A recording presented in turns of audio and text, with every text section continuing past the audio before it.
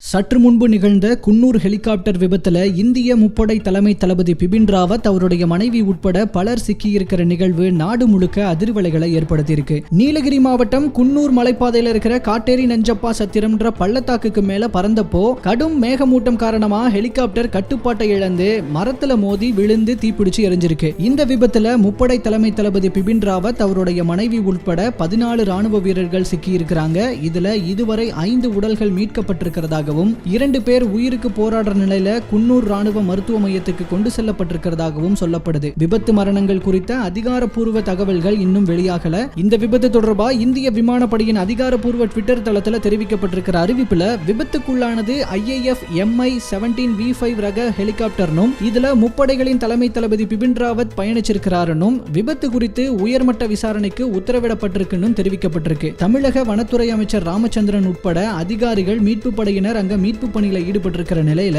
முதல்வர் ஸ்டாலின் உத்தரவின் பேர்ல DGP சைலேந்திர பாபு சம்பவ இடத்துக்கு கிளம்பியிருக்காரு. விபத்து பத்தின விவரம் அறிய முதல்வர் ஸ்டாலின் இன்னைக்கு மாலை கோவைக்கு போறாரு. இந்த விபத்து தொடர்பா மத்திய அமைச்சரவையில அமைச்சர் ராஜ்நாத் சிங் விளக்கம் அளிச்சிருக்கிற நிலையில இது குறித்து ஆய்வு செய்ய அவர் நேரடியா தமிழகம் வர இருக்காரு.